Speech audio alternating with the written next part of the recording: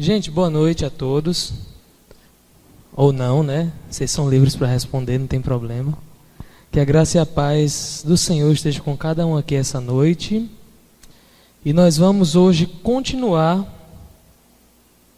o livro de Abacuque. Nós iniciamos um tempo desse atrás. E nós vamos hoje entrar no último capítulo, mas não vamos ainda terminar o livro. Nós vamos ver apenas o comecinho do capítulo 3 de Abacuque. Então vá abrindo aí, por favor, Abacuque. Fica logo depois, fica entre Naum e Sofonias. Bem fácil, né? Você vai dizer, Naum, Abacuque, Sofonias, pronto, tá ali. Ou você vai no índice, como eu sempre faço, veja a página e vai. Aliás, eu não faço mais isso porque eu deixei marcado aqui desde o primeiro sábado, para eu abrir bem rápido, para parecer que eu sei onde é direitinho, mas na verdade é porque tem essa cordinha aqui, senão eu teria muita dificuldade. Então, Abacuque, capítulo 3, nós vamos ler o capítulo inteiro. Porém, antes de lermos o capítulo 3 inteiro, eu gostaria de fazer um resumão de tudo que a gente viu até agora no livro de Abacuque. Nós já tivemos 4 sábados nesse pequeno livro, aprendendo juntamente com o profeta sobre a soberania de Deus, sobre como a soberania de Deus afeta a minha vida, sobre os caminhos do Senhor que às vezes são diferentes daquilo que eu penso, sobre como os propósitos de Deus são mais altos que os meus propósitos, sobre como o nosso entendimento às vezes não é capaz de compreender aquilo que Deus vai fazer. Então vamos fazer um pequeno resumo. A gente viu na primeira pregação o capítulo 1, dos versos de 1 a 11, onde nós vimos um profeta invocado. Ele estava bravo, ele estava revoltado com a situação que Israel, mais precisamente o reino de Judá, estava vivendo. O rei idólatra, o povo idólatra, esquecendo completamente a lei do Senhor, violência, injustiça, litígio, tudo acontecendo, e esse profeta exigindo de Deus uma resposta, perguntando por que o Senhor não responde, até quando eu vou gritar violência e o Senhor não vai me atender, até quando eu vou clamar ao Senhor e não me salvarás. Nos 4 primeiros versículos nós vemos um profeta assim, bravo, invocado, revoltado com aquela situação, exigindo de Deus uma resposta. Então nós vimos do verso 5 ao 11, ainda no primeiro sábado, a resposta que Deus dá. Deus fala, olha, ok, eu vou lhe responder, estou preparando uma obra que você não vai acreditar quando acontecer. Estou enviando os caldeus, que eram o pior povo que havia na terra. Eles vão aí executar juízo sobre Judá, tá? Eles vêm feito uns lobos, eles vêm feito aves de rapina, eles pegam os seus prisioneiros como quem junta areia do mar, areia na praia, e eles são muito maus e eu estou mandando eles para aí.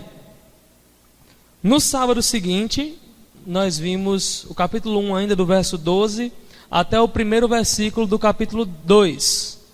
E aí, antes a gente viu um profeta invocado, agora a gente vê um profeta aterrorizado, profeta perplexo, sem acreditar naquilo que ele ouviu do Senhor.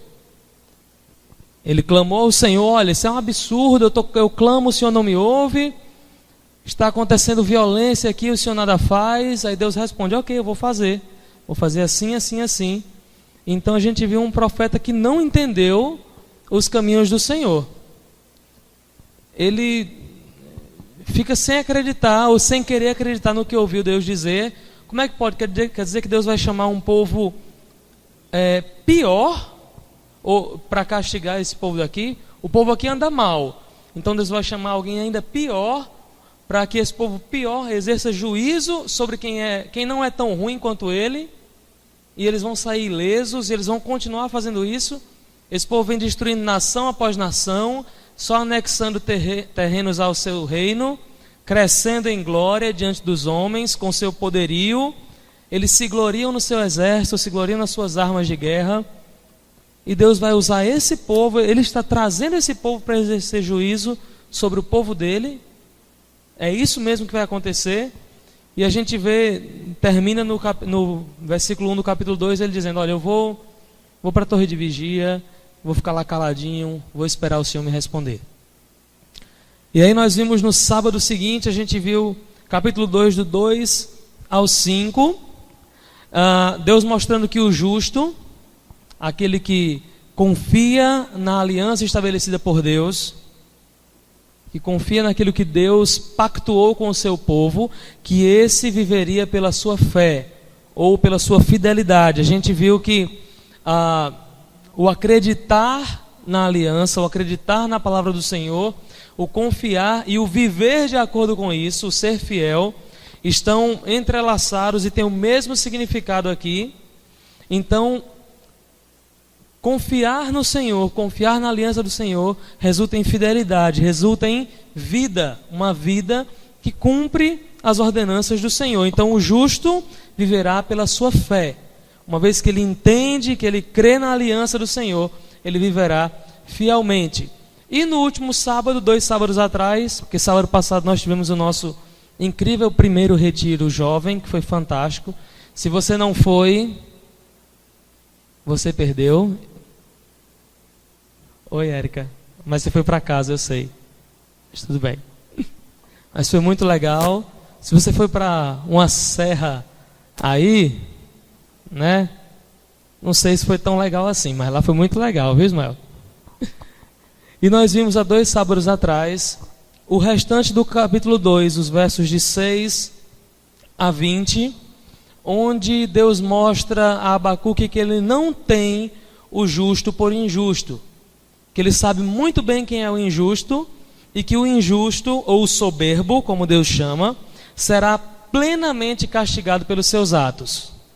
Nenhuma maldade será impune, nenhum ato de desobediência, nenhum pecado, nenhuma maldade feita por homem nenhum será impune. Pelo contrário, Deus será severamente, Ele punirá severamente aqueles que não se encontram na aliança, aqueles que não estão em comunhão com Deus. E ele termina dizendo que ele reina absoluto sobre tudo e todos. Versículo 20 do capítulo 2: o Senhor, porém, está no seu santo templo, cale-se diante dele toda a terra.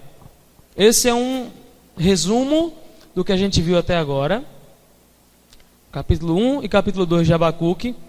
E após tudo isso, após vermos um profeta invocado, querendo os seus direitos, que Deus responda, a resposta de Deus, profeta amedrontado, aterrorizado, perplexo com a resposta de Deus, querendo mais explicações, e Deus demonstrando que Ele sabe quem é o justo viverá pela fé, que Ele sabe quem é o injusto será punido, o Senhor reina soberano.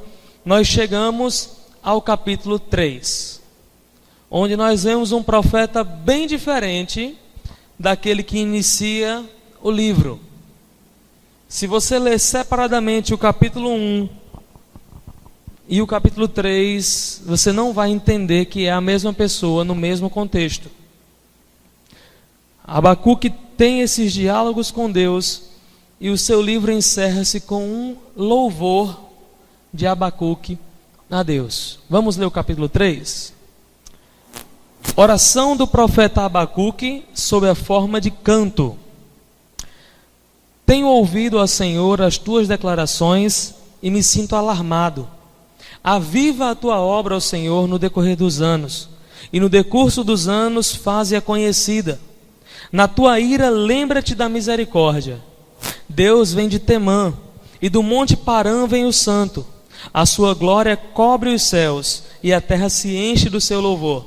O seu resplendor é como a luz, raios brilham da sua mão, e ali está velado o seu poder. Adiante dele vai a peste, e a pestilência segue os seus passos. Ele para e faz tremer a terra, olha e sacode as nações. Esmigalham-se os montes primitivos, os outeiros eternos se abatem, os caminhos de Deus são eternos. Vejo as tendas de Cusã em aflição, os acampamentos da terra de Midian tremem. Acaso é contra os rios, Senhor, que estás irado? É contra os ribeiros a tua ira, ou contra o mar o teu furor, já que andas montado nos teus cavalos, nos teus carros de vitória? Tiras a descoberto o teu arco, e farta está a tua aljava de flechas. Tu fendes a terra com rios, os montes te veem e se contorcem, passam torrentes de água. As profundezas do mar fazem ouvir a sua voz e levantam bem alto as suas mãos. O sol e a lua param nas suas moradas ao resplandecer a luz das tuas flechas sibilantes. Ao fulgor do relâmpago da tua lança, na tua indignação marchas pela terra, na tua ira calcas aos pés das nações. Tu sais para salvamento do teu povo, para salvar o teu ungido. Feres o telhado da casa do perverso e lhes descobres de todo o fundamento. Traspassas a cabeça dos guerreiros do inimigo com as suas próprias lanças, os quais, como tempestade, avançam para me destruir. Regozijam-se como se estivessem para devorar o pobre às ocultas. Marcha com os teus cavalos pelo mar, pela massa de grandes águas. Ouvi-o e o meu íntimo se comoveu. A sua voz tremeram os meus lábios. Entrou a podridão nos meus ossos e os joelhos me vacilaram. Pois em silêncio devo esperar o dia da angústia, que virá contra o povo que nos acomete. Ainda que a figueira não floresça, nem haja fruto na vide, o produto da oliveira minta, e os campos não produzam mantimento, as ovelhas sejam arrebatadas do aprisco, e nos currais não haja gado, todavia eu me alegro no Senhor, exulto no Deus da minha salvação. O Senhor Deus é a minha fortaleza, e faz os meus pés como os da corça, e me faz andar altaneiramente. Ao mestre de canto para instrumentos de cordas. Vamos orar? Vamos pedir que o Senhor venha falar conosco através da sua palavra que foi lida aqui.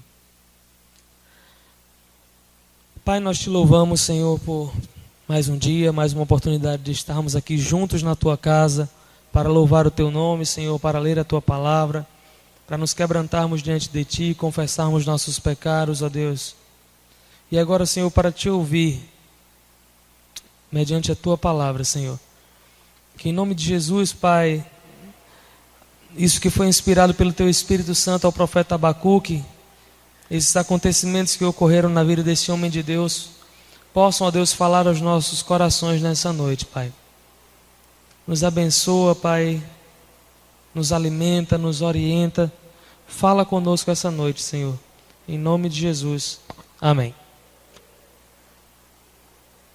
Hoje a gente vai fazer apenas uma pequena introdução ao canto de Abacuque, é essa oração sobre a forma de canto. Então a gente vai ficar basicamente nos versos 1 e 2. A gente vai ter pelo menos mais 2 pregações ainda no livro de Abacuque, porque é algo muito rico. Então a gente vai cravar aqui nos versos 1 e 2. É interessante, a gente lê esse salmo, esse louvor escrito por Abacuque, e realmente não parece a mesma pessoa que no começo estava dizendo: até quando, Senhor? Clamarei eu e tu não me escutarás, gritarei violência e não salvarás. E essa mudança foi causada pelo quê? O que fez Abacuque mudar do capítulo 1, verso 2 para o capítulo 3 completo? O que aconteceu?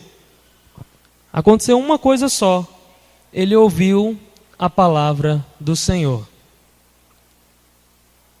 A palavra do Senhor diretamente falada ao coração de Abacuque.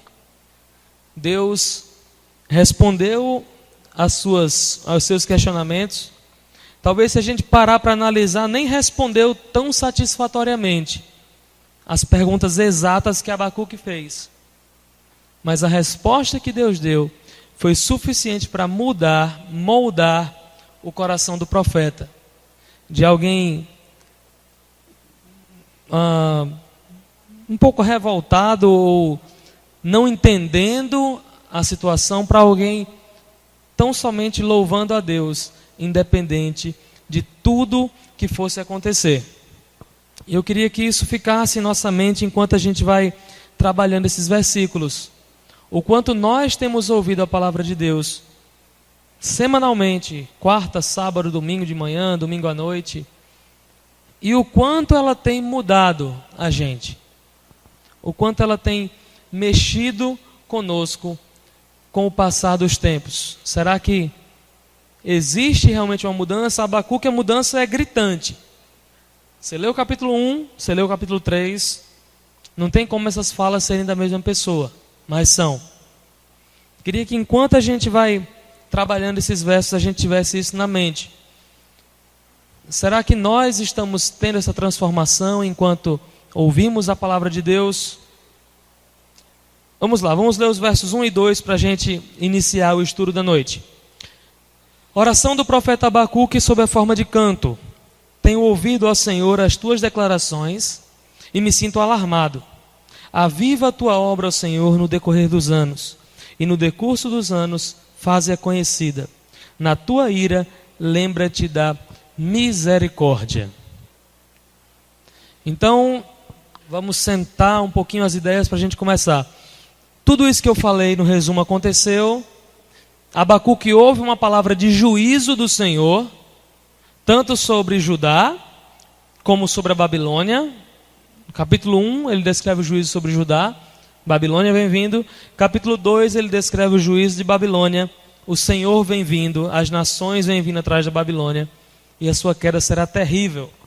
Então, quando Abacuque ouve isso muda o coração dele, ele faz um louvor. Porém, a primeira fala do louvor de Abacuque é a seguinte: Senhor, eu tenho ouvido o que o Senhor tem falado, e eu gelei. Ele diz basicamente isso: eu ouvi as suas declarações e me sinto alarmado, atemorizado, gelado. Eu ouvi e eu fiquei tremendo. Abacuque é bem sincero diante do Senhor. Ele fala: Senhor, o que o Senhor falou me alarmou, e ele se alarmou aqui no sentido de me atemorizou. Eu ouvi e foi algo que não foi muito bom de se ouvir. Ele confessa que para os ouvidos dele, para aquilo que ele pensava, para aquilo que ele talvez imaginasse que fosse a solução, a gente já falou aqui, lá no capítulo 1, que Abacuque conhecia a história de Israel, viu que algumas vezes acontecera de o povo se desviar, caminhar pela idolatria, e Deus levantar um rei, e esse rei trazer um avivamento, e todo mundo quebrar os altos, parar de adorar os ídolos e voltar-se ao Senhor. Então, provavelmente o que Abacuque tinha em mente no capítulo 1 era: eu vou orar, Deus vai me responder, e vai acontecer um avivamento aqui grande. Não sei se através de mim ou do rei, mas Deus vai fazer essa nação virar de cabeça para baixo, vão abandonar os pecados, nós vamos voltar a ser o povo de Deus, um povo fiel. Porém, não foi isso de jeito nenhum que Deus falou para Abacuque. Deus mostra uma solução bem oposta àquilo que Abacuque pensava, provavelmente em seu coração. E Abacuque diz: eu gelei. Eu ouvi e temi, me atemorizei, me alarmei. E quem é que não temeria? Deus olha para você e fala: olha, eu vou trazer uma nação terrível que vai trazer juízo sobre o seu povo. Eles vêm para tomar tudo, para matar, e eles estão vindo.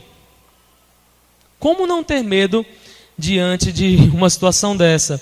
É algo assustador. Porém, ele inicia o seu louvor de maneira sincera, dizendo isso: Senhor, eu ouvi o que o Senhor falou, e eu temi, eu tive medo.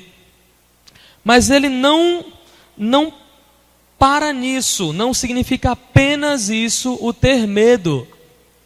Por quê? Para que ele pudesse ter medo de tudo que ele ouviu do Senhor, é necessário que ele acreditasse que tudo aquilo que o Senhor falou é verdade. Então, o simples fato de Abacuque dizer: Senhor, eu ouvi tudo que o Senhor falou, e eu tremi de medo, eu me atemorizei, significa que ele está falando assim: Senhor, eu acredito em cada palavra que o Senhor falou que vai acontecer. Eu tenho certeza que todo juízo que o Senhor disse que virá sobre Judá, virá sobre Judá. E isso me traz medo. O fato de Abacuque temer diante das declarações de Deus mostra que ele tinha fé. Se Abacuque fizesse o vídeo de mercador, Deus falou que vem juízo aí, mas não é que venha juízo mesmo, não é exatamente como ele está dizendo. Pode vir um castigozinho, mas não vai. Babilônia não vai invadir, não tem nada a ver, eles estão atacando para o outro lado, não vão nem passar por aqui não. Mas não, ele cria no que Deus falou. E mais do que fé, esse alarme, esse temor que Abacuque demonstra ao ouvir as palavras do Senhor, revela nele também adoração. Porque se ele crê naquilo que Deus falou, então ele crê em tudo que Deus mostrou de si mesmo. Deus, através dos seus dois discursos, tanto no capítulo 1, 5 a 11, como o capítulo 2 completo, Deus se mostra como todo-poderoso, soberano, temível, detentor do destino de todas as nações. E Abacuque crê nisso. E em adoração ao Senhor, ele teme. Não há como você estar diante do Deus vivo, do Deus dos exércitos, daquele que demonstra: eu tenho todo o poder, eu faço as nações irem para a guerra, eu trarei os caldeus para atacar vocês. O versículo 13 é fantástico do capítulo 2, ele diz: não vem do Senhor dos exércitos que as nações labutem para o fogo e os povos se fatiguem em vão? Deus está dizendo: eu mando. Eu sou o Senhor Todo-Poderoso, eu sou o soberano, nada foge ao meu controle. E Abacuque, com fé, em adoração, ao ouvir tudo isso, teme. É esse que detém todo o poder que está falando comigo.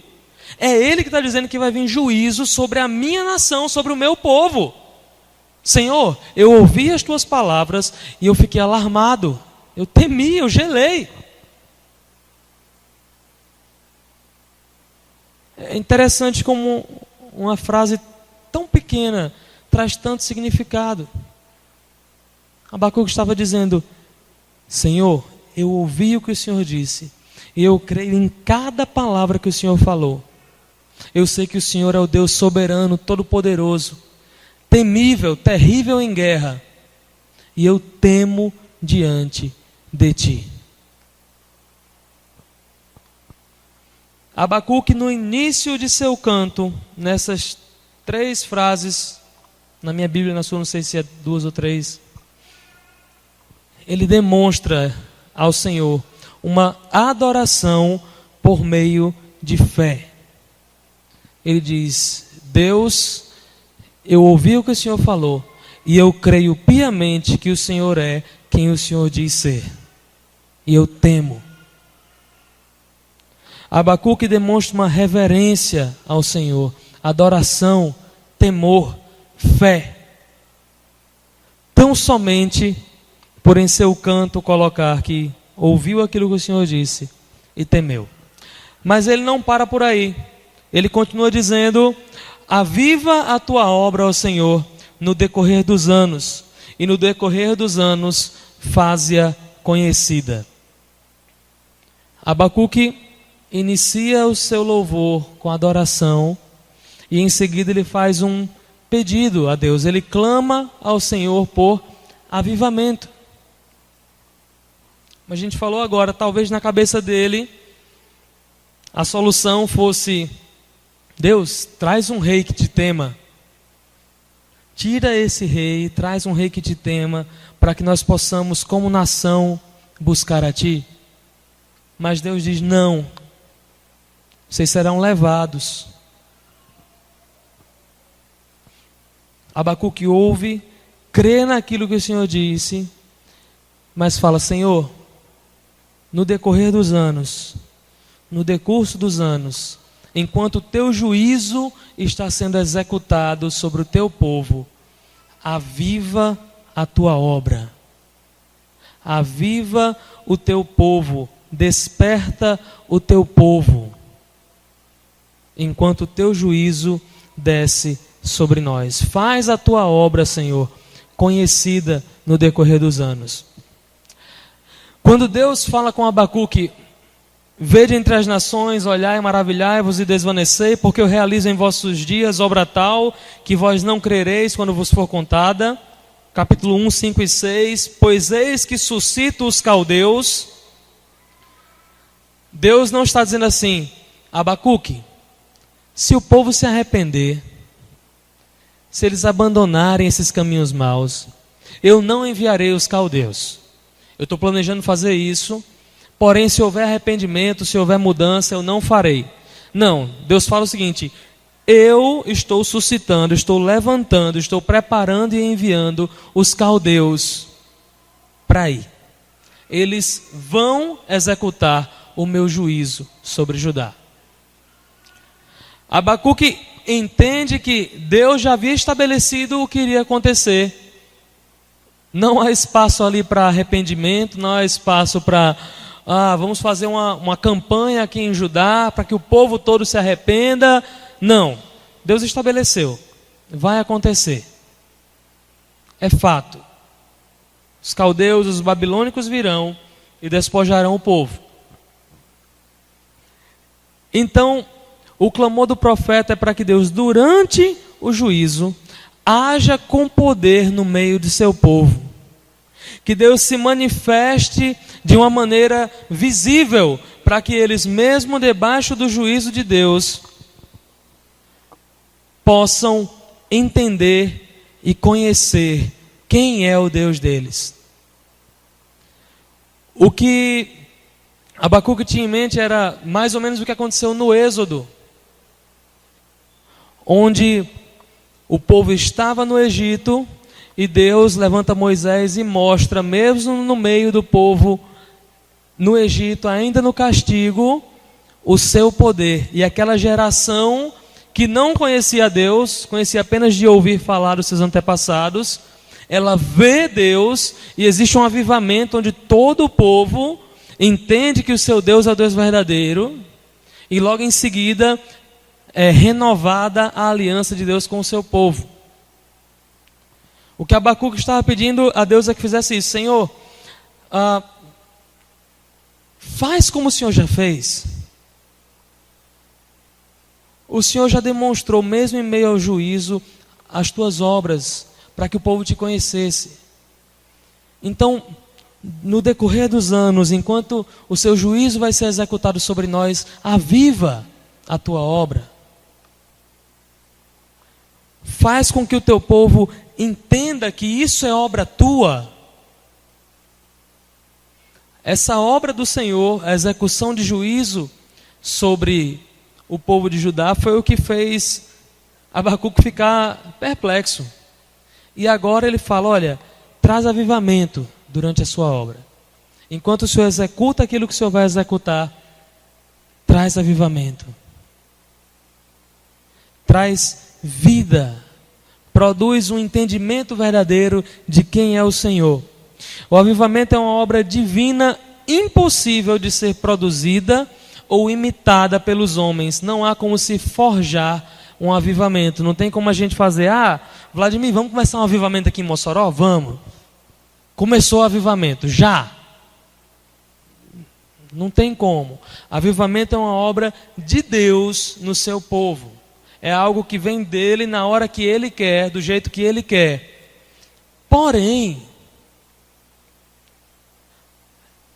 é nossa obrigação, enquanto cristãos, clamar ao Senhor por avivamento. O Vladimir estava até mostrando o papelzinho do Consciência Cristã. Foi desse ano? Não, ano passado, né? Isso. Aviva a tua obra ao Senhor. Justamente nesse versículo. E é interessante como os clamores por avivamento geralmente vêm de um entristecimento por conta das consequências do pecado. Abacuque viu, olha o que o pecado do povo causou. Olha o que foi trazido a nós por causa do pecado, por causa da idolatria, por causa da injustiça, da violência. O juízo de Deus vem sobre nós. E entendendo isso, entristecido diante disso, o profeta fala: aviva-nos, Senhor. Aviva a tua obra, desperta a tua obra.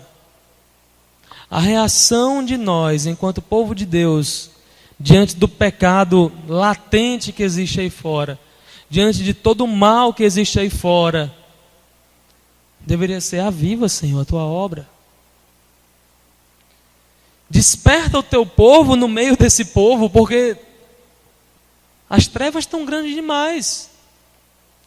A gente vê o absurdo tornando-se normal. A gente vê aquilo que não é natural tornando-se natural. E o pior, a gente vê pessoas que se dizem cristãs apoiando essas coisas. Aviva, Senhor, a tua obra.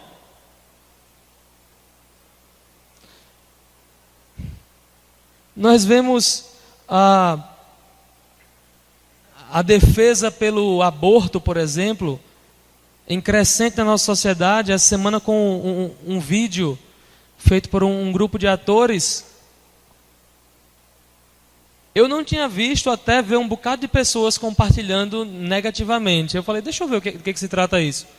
Mas é absurdo demais. Eu fiquei: como assim? A gente vê muitas coisas pró-aborto, mas algo estranho, algo tosco, algo atacando a veracidade das traduções bíblicas, dizendo que a virgindade de Maria foi um erro de tradução do hebraico para o grego. Como assim? E o pior, sendo aplaudido pelo Brasil inteiro. Não pelo Brasil inteiro, uma boa parte negativando, por assim dizer, mas até ser negativado, milhares de compartilhamentos, achando isso bom, ok, correto, é assim mesmo, tem razão, meu corpo, minhas regras. Outro corpo dentro do meu corpo não conta, o que conta é o meu corpo. E o pior, pessoas da igreja: curti, gostei, é isso mesmo, compartilha, assina embaixo, é assim mesmo. Esse é um pequeno exemplo diante da imensidão que existe.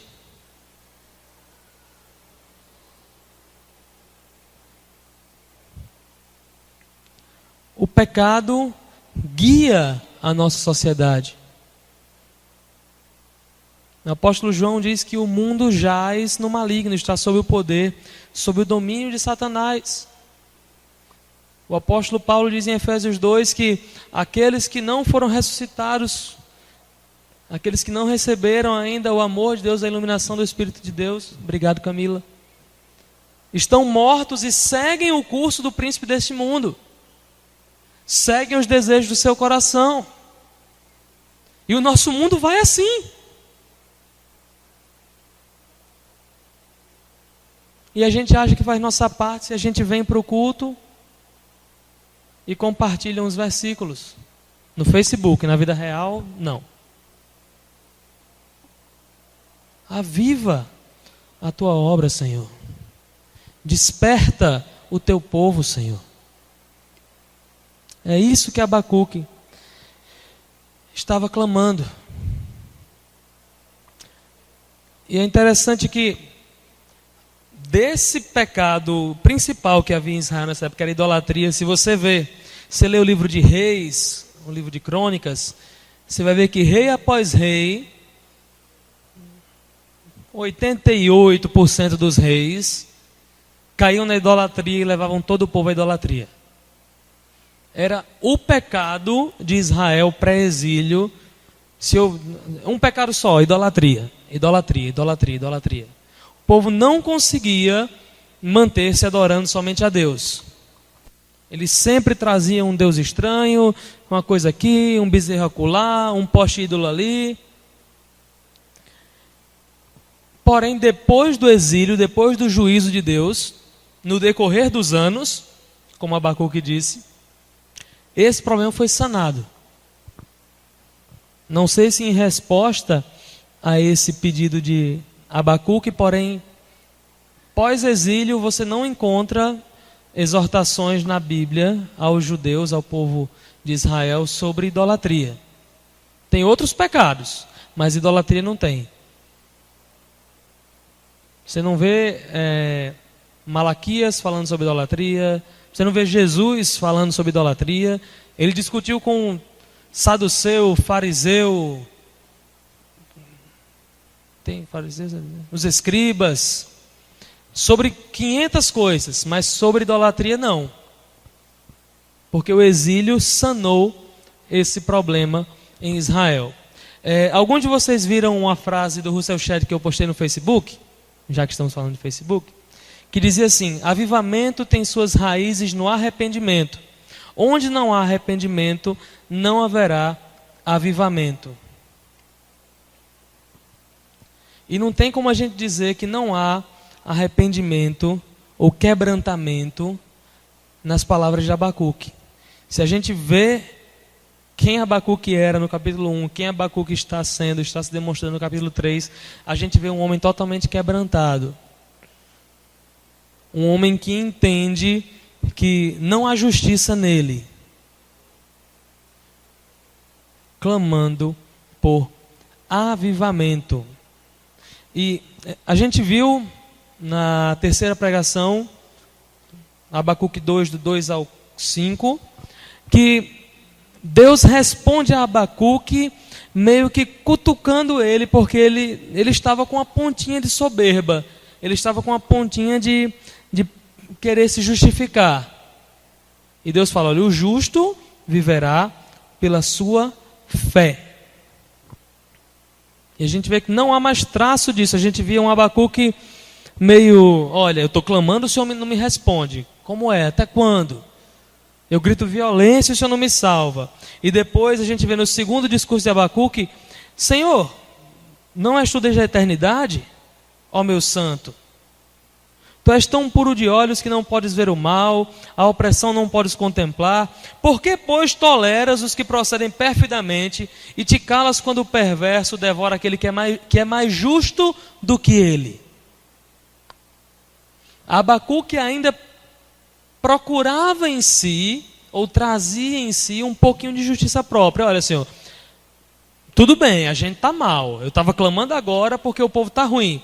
Mas o Senhor traz os caldeus, a gente está mal, mas não está tão mal assim não. O Senhor traz um povo ruim para julgar os que são mais justos que ele. E aí é quando Abacuque para esperar a resposta de Deus, e Deus fala: olha, o justo viverá pela fé. Não é da sua própria justiça, não é da sua capacidade, não é da sua obediência, mas é da fé, do confiar na aliança que eu, diz o Senhor, estabeleci com o meu povo. E a gente vê aqui Abacuque no capítulo 3, totalmente livre de tentar alguma justiça própria, tanto é que o segundo pedido que Abacuque faz, ainda no verso 2, é: na tua ira, lembra-te da misericórdia. Olha a prova que não tinha mais nenhum orgulho dentro de si. Ele não fala: na tua ira, Senhor, lembra daquele que está sendo justo. Lembra do que te obedece, viu, Senhor? O Senhor vai trazer castigo, porém tem aquele ali que é fiel. Aquele ali, ó, camarada ali, ele obedece às leis tudinha, acaba crente. Então, na tua ira, eu sei que o Senhor vai vir com ira, o Senhor vem com juízo, ok, mas lembra-te do fiel. Não, ele fala: lembra-te da tua misericórdia. Antes, pela fala dele, Abacuque demonstrava que ainda se via como justo, como no direito de exigir resposta de Deus, ou até mesmo de julgar alguém como justo, como ele fez. Ele falou: olha, o Senhor traz um que é pior, um perverso, para julgar aquele que é mais justo que ele. Agora ele entende, depois de ouvir as palavras de Deus, como a gente falou no começo, a mudança aconteceu após ouvir a palavra de Deus. Agora ele entende que não há justiça alguma nele ou no povo. A justiça que eles têm é a justiça que Deus lhes imputa, que Deus lhes dá por meio da fé. Tudo depende da misericórdia de Deus. O texto que nós lemos na liturgia, Romanos 9, não depende de quem quer ou de quem corre, mas de Deus usar a sua misericórdia. E Abacuque sabe disso. Abacuque não está falando: Senhor, lembra-te daquele que se esforçar para cumprir de cabo a rabo a tua lei. Não. Na tua ira, lembra-te da misericórdia.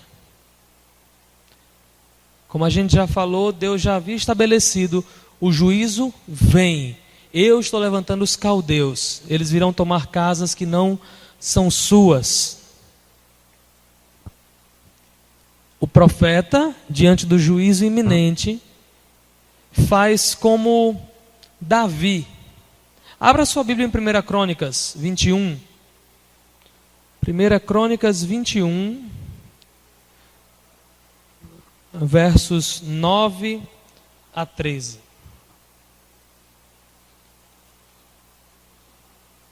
1 Crônicas 21, versos 9 a 13. Eu vou ler o verso 9 e peço que cada um vá lendo rapidamente os versos seguintes, bem alto, para pegar na gravação. Né, Thomas? 1 Crônicas 21, 9, 10, 11, 12 e 13. Vou ler o versículo 9. Já achou ali? Já achou? Lá vai. Falou, pois, o Senhor a Gade, o vidente de Davi, dizendo: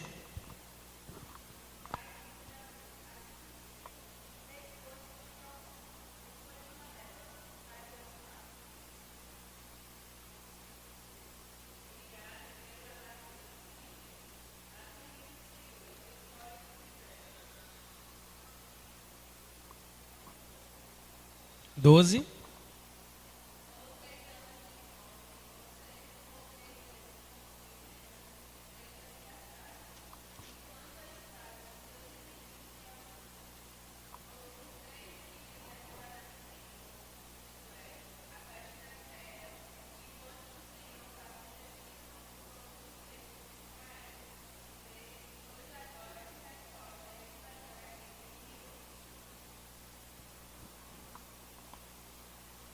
Treze.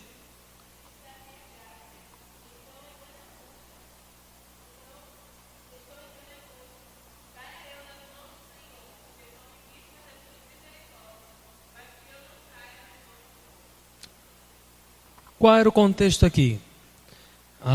Davi resolveu fazer um censo, algo que Deus não queria, pecou, e Deus falou: olha, eu vou lhe dar 3 opções de castigo. Ou você vai ter 3 anos de fome, ou você vai ter 3 meses sendo consumido pelos teus adversários, ou você vai ter 3 dias em que a espada do Senhor, ou seja, a peste do Senhor, vai atacar na tua terra. Você pode escolher qual é o castigo que você quer. 3 castigos bem bons, né? Mas Deus foi misericordioso e falou: olha, você pode escolher aquilo que você quer. E Davi sabiamente diz: olha, se é para escolher entre esses 3, que eu caia nas mãos do Senhor, porque Ele é riquíssimo em misericórdia. Muitas são as suas misericórdias. Davi entendia algo que é ensinado pelo profeta Isaías, capítulo 54, versículos 7 e 8, que diz: por breve momento te deixei, diz o Senhor, mas com grandes misericórdias torno a acolher-te. Num ímpeto de indignação escondi de ti a minha face por um momento, mas com misericórdia eterna me compadeço de ti diz o Senhor, o teu Redentor. Da mesma maneira, Abacuque agora está falando: Senhor, eu sei que a ira vem, mas eu clamo pela tua misericórdia. Que começo de louvor fantástico esse de Abacuque. E que mudança de pensamento fantástica essa aconteceu na vida de Abacuque. A gente viu um profeta que estava indignado, ficar perplexo e em seguida humilhado pela palavra do Senhor. E nessa humilhação nós vemos adoração com fé. E nós vemos um homem humildemente clamando ao seu Deus por renovação, por avivamento entre seu povo e por misericórdia da parte de Deus. Ele vai da reclamação à adoração. E por que aconteceu essa mudança na mente de Abacuque? Aquilo que a gente falou lá no começo. Porque ele ouviu a palavra do Senhor. Quando nós ouvimos a palavra do Senhor, nós não temos como permanecer os mesmos. A palavra do Senhor muda. Tudo que é aqui foi falado pelo Espírito Santo através desses homens que escreveram. E quando nós lemos ou quando nós ouvimos, seja a Bíblia em áudio ou seja a pregação da palavra, nós temos o Espírito Santo falando conosco. Isso gera mudança. A gente está aqui dia após dia, semana após semana, ouvindo o que Deus tem a dizer. Olha que mudança que uma fala de Deus trouxe à vida de Abacuque. Quanta mudança todas essas falas de Deus que a gente já ouviu na vida aqui têm trazido às nossas vidas. Será que a gente pode dizer como Abacuque: olha, eu era um resmungão, eu era alguém que... mas agora eu simplesmente me humilho na presença do Senhor. Eu temo ao Senhor, eu adoro ao meu Deus. Ou será que do jeito que eu era, eu continuo? Será que a palavra de Deus tem surtido o mesmo efeito que teve na vida do profeta na minha vida? A gente leu em Tiago capítulo 1, e Larissa mencionou na oração que ela fez. Será que a gente tem sido só ouvinte da palavra de Deus, ou somos operosos praticantes? Aqueles que ouvem e cumprem. A gente falou na primeira noite do retiro um pouco sobre isso também. Lembra Jesus com as multidões, o povo: Senhor, Senhor, Senhor. E ele pergunta: por que vocês me chamam de Senhor se vocês não fazem aquilo que eu mando? Vocês estão ouvindo a minha palavra, mas não está causando mudança nenhuma.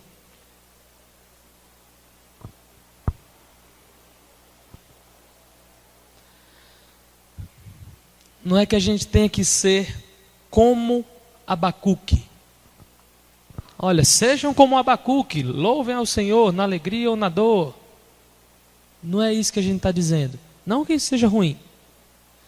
Mas a questão não é ser como Abacuque. A questão é ser moldado pela palavra de Deus. Da maneira que Abacuque foi. Da maneira que Paulo foi, que Pedro foi, que Moisés foi, que Abraão foi. O que isso tudo tem em comum não são os personagens, mas é a palavra de Deus que eles ouviram. Vocês estão ouvindo a palavra de Deus aqui, não é porque é Reuel que está falando, não. É porque está saindo daqui. E a palavra de Deus, por meio do Espírito Santo, tem poder para transformar as nossas vidas. A gente vai ficar por aqui hoje. Semana que vem a gente continua a partir do verso 3. Acho que a gente vai até o verso 13, 14 por aí. Mas eu queria que você voltasse, para que a gente continuasse a ver esse hino de louvor que Abacuque faz após ouvir a palavra do Senhor. Vamos orar? Queria que você orasse sozinho nesse momento, primeiro em silêncio. Converse com Deus. Eu realmente não sei como está a sua vida. Realmente não sei se a palavra de Deus tem mudado alguma coisa em você ou não. Alguns eu sei que mudou. Alguns eu tenho visto de perto e vejo realmente a palavra dele mudando. Mas a maioria eu não tenho como saber. A gente não se conhece tão bem. Não convive tão de perto. Então fale com o Senhor nesse momento sobre o que tem mudado, o que não tem mudado, o que precisa mudar por meio da sua palavra nas nossas vidas.